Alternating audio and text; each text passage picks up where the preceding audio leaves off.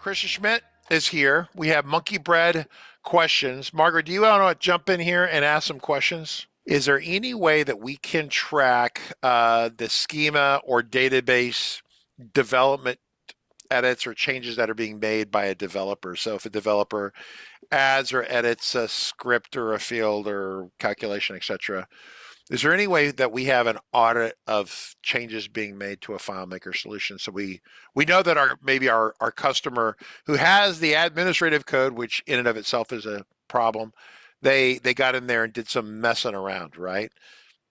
So I would like to show you something I did on the at the conference. Yes. Uh-oh. Then 8,000th feature, 8,001st feature. But, oh, here it works. Yeah. So schema changes. So that's a feature Claris added for FileMaker 21.1 last year. A possibility for the plugin to sign up to receive changes on the catalog on your FileMaker files. So let's see. Let me just go back to the server and make another file open. So I have here my file to monitor for changes. Yes. This has a script to enable, so you need to enable it so we don't watch for changes without you needing that. And then we have a scheduled script to regularly check every minute if there are any pending changes recognized by the plugin. And then we insert them as records to our database. So we can see when someone is making changes to the files. Stop. Wait. Stop. This is its own live stream. I'm just going to stop you right now. This is its own live stream for all the people out there who do development and their customer insists upon having the admin codes and they don't know that the customer's been doing it. So this tracks every single schema change that is made in the. Yeah, let me just make a change. What does it change? Does it tell you about scripts or just catalog changes in the defined fields? Well, so let me just create here a new test field. Okay. And I will just call it manually. And you see, I just made a new field and I got a couple of things recorded because my FileMaker Pro client sent data to the server for saving, and we modified the field definition. We modified here the table, and we get an ID here. And we modified the layout because it put a new field on the layout. Okay, stop for a second. Just stop. So we're going to have a show on this. This is a dedicated show on this one topic. Okay, so if you have a solution running on a FileMaker server, do you run this like once a day or once an hour, or how often would you run it? Realistically. Well, the scheduled script just runs every minute in my case. That's too often, but once an hour maybe? You can run it as much as you want. The plugin will just collect the data for you as a big JSON block. Well, it will collect the data and then report it to you as a big JSON block. And whenever you call it, you get the current changes, and the plugin clears the list it has. And then you can do whatever you want with the changes. You can. But the plugin, we're talking about the plugins on the server. Is that where we're doing this at? It must run. The plugin must run on the server to get these changes. Okay, so this is the licensing for that's the the $600 a year or whatever it is. Okay. This is really cool. Well, especially since RC and I are currently trying to unwind whatever the hell we were doing recently on our. Well, the question, okay, so if we go back over to your example right here, I mean, we did one change and we got how many? A lot of entries. Yeah, but we only care. Yeah. You may filter the JSON. Yeah, you have to filter to see, tell it what to look for. Catalog. Well, I mean, so click on them. What are the differences? Is it in the ID or where's the differences at? So we just get well, This is a little interface into the writing on the FileMaker server. So we get told which account it is, which catalog we hit, and catalogs, we have several of them. Custom functions, menu sets, data sources, fields, layouts, scripts, tables, themes, user account, value list, and maybe there may be more.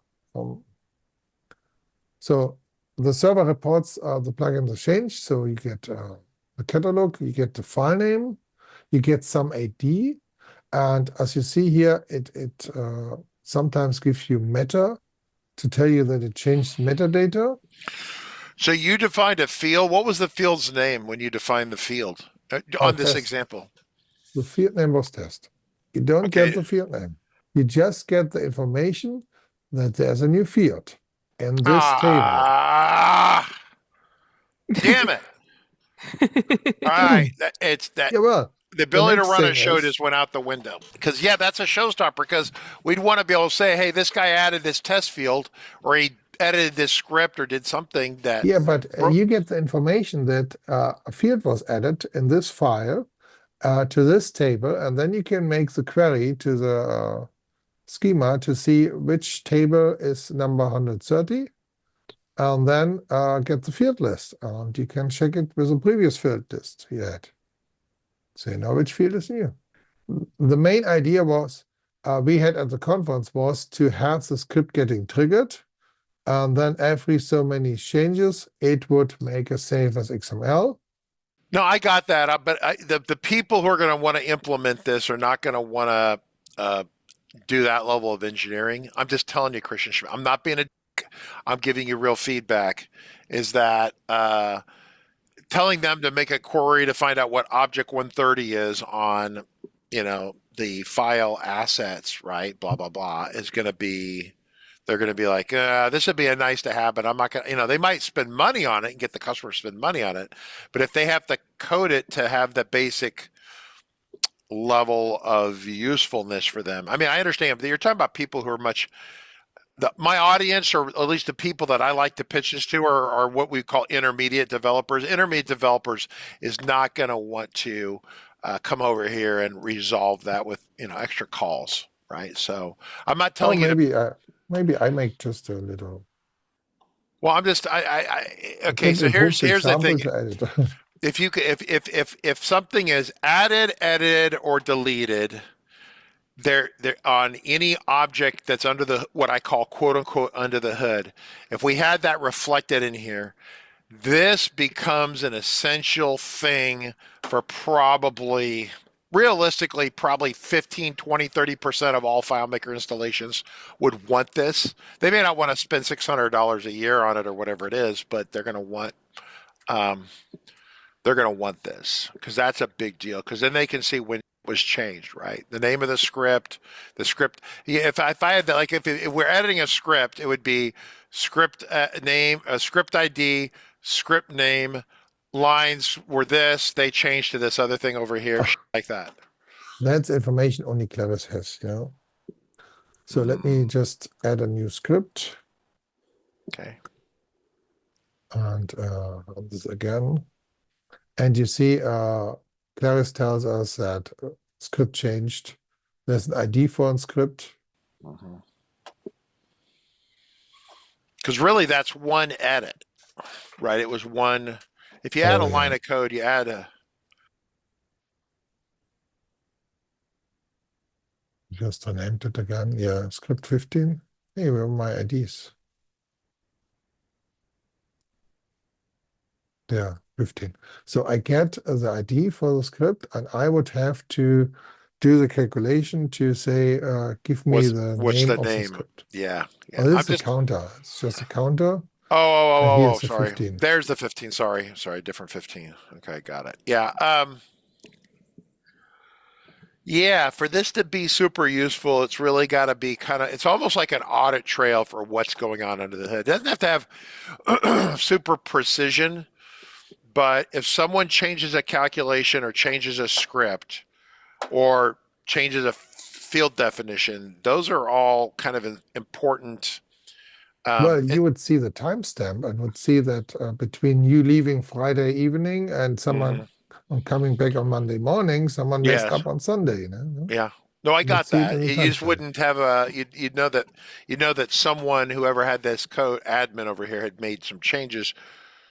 The better fidelity, the fine detail of what they did, the more the better, right? Doesn't have to be everything, but it's close. And obviously, you built this for people to take advantage of it, but those people aren't interested in selling more copies of MonkeyBread, because this is what I'm saying. This is another reason, because a lot of people buy MonkeyBread, they don't put it on the server.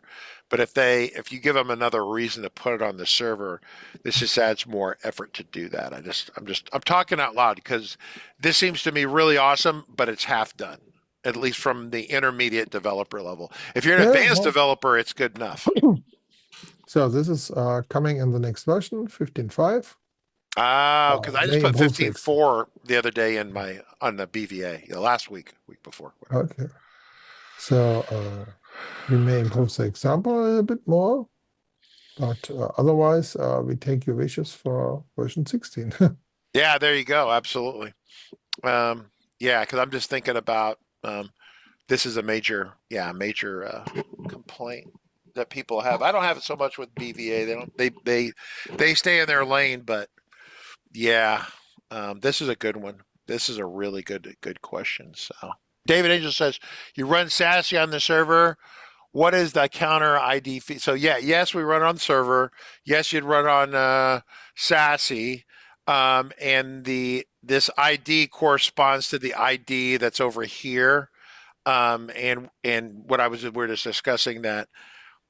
I don't want to have to figure that out. I'd prefer the name of the script to be in here, or the name of the layout to be in here, or whatever. That's just me. David Angel just asked the same question. So that's pretty amazing, pretty useful, and yeah, that's really, really awesome. Good job, Christian. That's amazing. Yeah, that's just the ID counting up by the plugin. How many? Yeah, this is like a events serial, we like got. this is like a primary key or something like that. We count it up, so you see if you missed something. Yeah. You may not need this column. I don't know. Yeah, and this And the timestamp, corresponds. this is the timestamp where the plugin saw the change. So you may get it reported later. So it's not the same timestamp as the record getting created.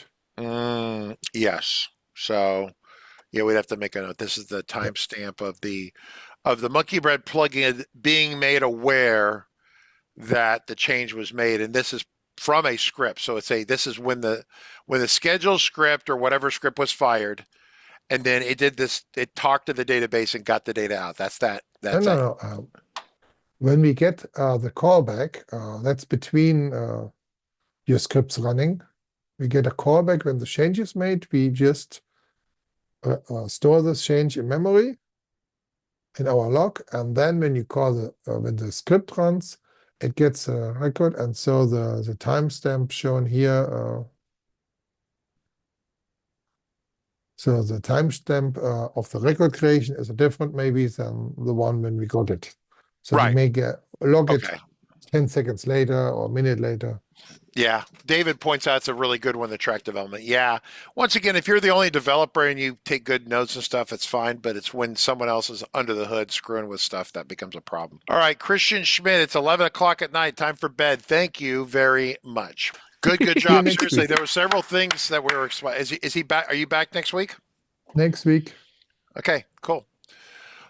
All right, everyone, that's it for today. Appreciate it. See ya.